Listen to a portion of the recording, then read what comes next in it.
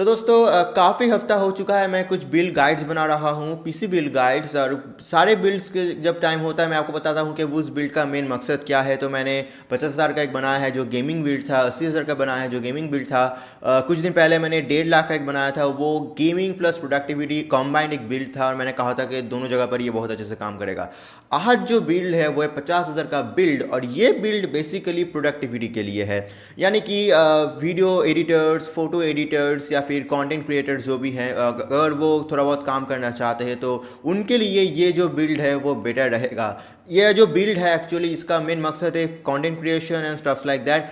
Gaming यहाँ पर secondary मेरा चॉइस है, लेकिन हाँ मैं आपको कह सकता हूँ कि जो बिल्ड मैं आपको बना के दूंगा उसमें आप गेम भी खेल सकते हो, लेकिन हाँ मेन जो मेरा मकसद है वो है content creation and stuffs like that. तो नमस्कार दोस्तों, मैं हूं सौरभ और हार्डवाइजर में आपका फिर से स्वागत है और बिना वक्त गवाए शुरू किया जाए। तो दोस्तों पहला जो चीज़ है वो है प्रोसेसर, और जो प्रोसेसर यहाँ पे मैंने चूज़ किया है वो है AMD Ryzen 3 1300X।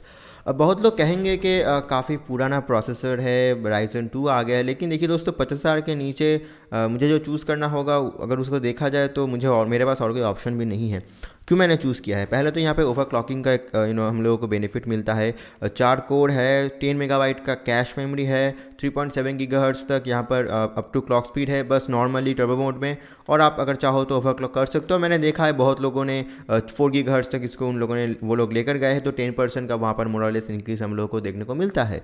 और आई बात और एक चीज़ का, तो यहाँ पर जो कूलर है राइजन का कूलर, स्टेल्थ कूलिंग जो सोल्यूशन है, that is really effective regarding the price tag. हम लोगों को अलग से कुछ भी कूलर खरीदने की यहाँ पर ज़रूरत नहीं है। तो इस सब कुछ को एक साथ मिलाकर मैंने देखा कि Ryzen 3 1300X is a really good choice, और प्राइस भी इसका काफ़ी कम है, बस 6,600 अकॉर्डिंग टू AMD कंप्यूटर्स। और जब भी वीडियो अपलोड हो रहा है उस टाइम पे मैंने देखा है। इसके बाद दोस्तों मैं आऊँगा मदरबोर्ड के बारे में। तो जैसे मैंने एक ओवरक्लॉकेबल प्रोसेसर मैंने लिया है Ryzen की तरफ से, तो मुझे मदरबोर्ड भी ऐसा एक लेना होगा जहाँ पे हम लोग ओवरक्लॉक कर सके। और जो मदरबोर्ड मैंने लिया है वो है MSI का B450 गेमिंग प्लस मदरबोर्ड। बहुत लोग कहेंगे गेमिंग प्लस क्यों? देखिए वो बस नाम में है, लेकिन उसका जो फीचर्स है वो मुझे काफ़ी अच्छा लगा। और मैंने क्यों ये मदरबोर्ड लिया है मैं आपको बता दूँ। मदरबोर्ड पहले एक ATX मदरबोर्ड है, और इसका मतलब है कि यहाँ पे एक्सपेंशन स्लॉट्स ज़्यादा होते हैं।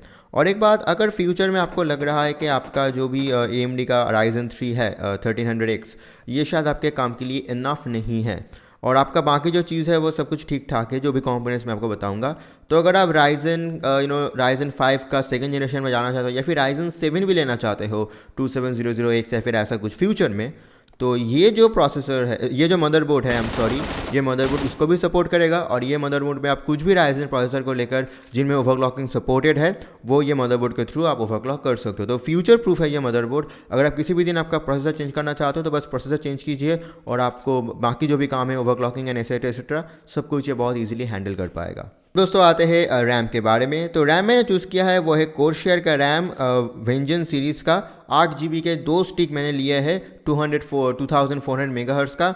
और ओवरऑल मैं कहूँगा कि 16 GB रैम को ज़रूरत है। अगर ये गेमिंग बिल्ड होता तो मैं शायद 8 GB आपको बता देता, लेकिन जैसे कि ये एक बिल्ड है जहाँ पे हम लोग ज़्यादा से ज़्यादा काम एडिटिंग और प्रोडक्टिविटी का करेंगे, तो वहाँ पर हम लोगों को ज़्यादा रैम की सख्त ज़रूरत है। And I think most of the काम 16 GB से चल जाएगा, तो 16 GB रैम की आपको सख्त ज़रूरत है। और मैंने वही चूज़ किया है जिसकी मैं ले सकता था, लेकिन प्राइस थोड़ा ज़्यादा लग रहा था। कोरशेयर कम दाम में ऑलमोस्ट सेम ही सब कुछ ऑफर कर रहा था, तो मैंने कोरशेयर का ले लिया है। और कोरशेयर में आपको वारंटी में काफ़ी बेनिफिट मिलता है, तो वाई नॉट। दोस्तों इसके बाद मैं आऊँगा SSD के बारे में। और देखिए आप जैसे कि आप एडिटिंग करोगे मोस्ट ऑफ द टाइम इस बिल्ड में, तो आपको SSD की एक सख्त ज़रूरत है। हार्ड डिस्क में ज़्यादातर एडिटिंग नहीं होता है, होता है लेकिन उसका लॉन्जेविटी बहुत कम हो जाता है। तो मैंने जो SSD चूज़ किया है वो है सैमसंग का 860 EVO 250 GB इंटरनल SSD। इसका प्राइस लगभग 5,000 के आसपास है, लेकिन मुझे ये एक अच्छा एक्चुअली एक ऑप्शन मिला। And to be honest Samsung के ऊपर मेरा बहुत ट्रस्ट है, specially in case of SSDs। काफ़ी दिन तक जाता है, काफ़ी अच्छा परफॉर्मेंस देता है। तो काफ़ी चीप ऑल्टरनेटिव थे। 240 GB का गीगाबाइट का था, किंगस्टन का था, बहुत चीप ऑल्टरनेटिव थे। लेकिन मैंने देखा कि यही एक ऐसा कंपोनेंट है जो सारे एडिटिंग को बहुत इजीली हैंडल कर पाएगा। तो मैंने सोचा कि चलो एक जो अच्छा चीज़ है वही लिया जाए, तो इसीलिए मैंने सैमसंग 860 EVO 250 GB चूज़ किया है। अगर आपका बजट भी नहीं आ रहा है तो आप गीगाबाइट या फिर किंगस्टन का 240 GB आप ले सकते हो, जिसका प्राइस 3000 के नीचे होता है। लेकिन अगर आप मेरी बात सुनोगे तो मैं कहूँगा सैमसंग के साथ या फिर सैमसंग या फिर सैंडिक्स या फिर कोर्सर के साथ जाने के लिए। अब दोस्तों हम लोग आएंगे हार्ड डिस्क के बारे में। तो देखिए, मैं नॉर्मली जैसे कि सबको बोलता हूँ 1 TB का 7200 RPM का सीगेट बाराकूडा वही ले लीजिए।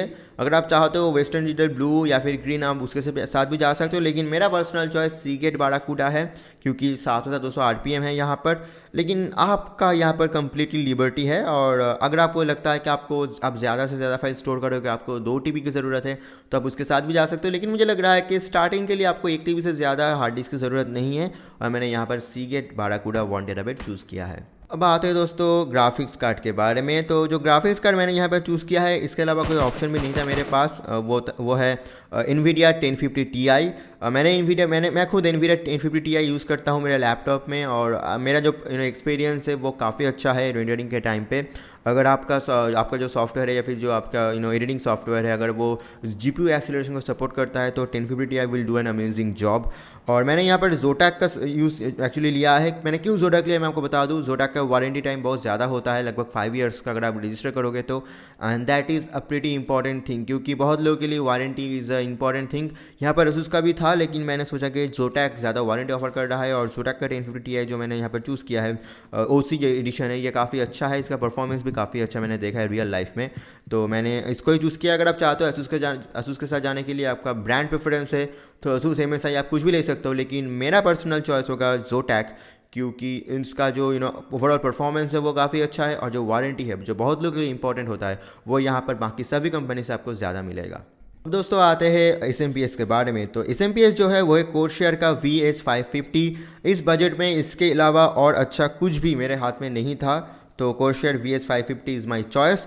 अगर आपसे मेरा एक रिक्वेस्ट है कि SMPS में आप कुछ भी सस्ता वाला मत खरीदिए, या फिर आपके कैबिनेट के साथ जो आ रहा है उसको मत यूज़ कीजिए। काफ़ी डेलिकेट यहाँ पर चीज़ें हैं, जैसे कि राइजन का जो प्रोसेसर है वहाँ पे हम लोग ओवरक्लॉक कर सकते हैं, या फिर इसके साथ साथ ग्राफिक्स कार्ड है, बहुत सारे कंपोनेंट्स है।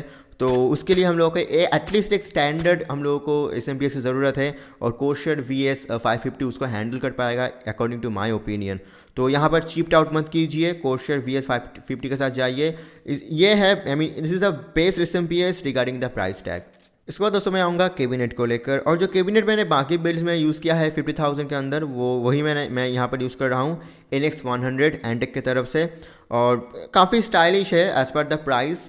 और यहाँ पर आपको कुछ भी इंटीग्रेटेड SMPS देखने को नहीं मिलेगा, यानी कि आप जो भी पैसा दे रहे हो वो बस कैबिनेट के लिए है। ट्रांसपेरेंट आपको साइड पैनल देखने को मिल जाएगा, और 2000 में इससे ज़्यादा आपको क्या चाहिए।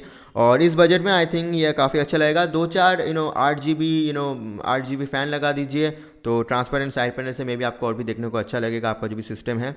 और इससे अलावा अगर मैं थोड़ा बहुत ऊपर में जाता तो बजट और भी ज़्यादा हो जाता, और वो मैं नहीं चाहता था। तो एंटेक NX100 ये एक ATX मदरबोर्ड है, आपका जो मदरबोर्ड है वो भी ATX एक मदरबोर्ड है साइज़, तो दोनों ही जो मदरबोर्ड और कैबिनेट है वो कंपैटिबल है। आपको जो भी फिटिंग है उसको लेकर टेंशन लेने की ज़रूरत नहीं है। तो दोस्तों मैंने आपको बिल्ड गाइड में सारे प्रोडक्ट्स के नाम बता दिए हैं, और अगर ओवरऑल हम लोग यहाँ पे कैलकुलेशन करें तो लगभग प्राइस होता है 52,000 के आसपास। लेकिन हाँ, मैं आपको यहाँ पर बता दूँ, मैंने यहाँ पर सैमसंग का SSD लिया है। मैं पर्सनली उसको प्रेफर करता हूँ इसलिए क्योंकि Samsung, I love the company. Either Samsung और सैंडिक्स या फिर कोर्सर, इन तीनों कंपनी के बीच मैं कोई ना कोई लूँगा। लेकिन हाँ, अगर आपको 50,000 के नीचे ही चाहिए, तो आप डेफिनेटली गीगाबाइट के 240 GB के साथ, या फिर किंगस्टन के U400 जो सीरीज़ है वहाँ पर जो 240 GB है वो 3000 के अंदर आपको मिल जाएगा, आप उसके साथ जा सकते हो। और हाँ, जो ऑनलाइन प्राइसेस मैंने बताया है AMD कंप्यूटर्स का, देखिए मैंने AMD कंप्यूटर्स का बस रेफरेंस लिया है। अगर आप चाहते हो बाकी कोई भी ऑनलाइन साइट से, प्राइम AVG भी, वेदांत कंप्यूटर्स, उनका भी काफ़ी अच्छा कलेक्शन है, तो अगर आप वहाँ से खरीदना चाहते हो आप खरीद सकते हो। लेकिन मैं आपको फिर से कह रहा हूँ, मैं सारे वीडियोज़ में ये बताता हूँ कि ऑफलाइन देखिए, ऑफलाइन में अगर आपको मिल जाए तो ऑनलाइन से उसका दाम डेफिनेटली कम पड़ता है, मोस्ट ऑफ द टाइम वो कम पड़ता है, तो यहाँ पर भी आपको थोड़ा सा आपको सेविंग हो जाएगा। और आज के लिए इतना ही। मुझे उम्मीद आपको वीडियो अच्छा लगा होगा। अगर आपको अच्छा लगा जानते हो क्या करना होगा, अच्छा नहीं लगा आप जानते हो क्या करना होगा। अगर चैनल में आप नए हो डेफिनेटली सब्सक्राइब करें हमारे चैनल से और बेल बटन को जरूर दबाएं नोटिफिकेशंस के लिए। तब तक के लिए अलविदा, आपसे मुलाकात होगी मेरी नेक्स्ट वीडियो में।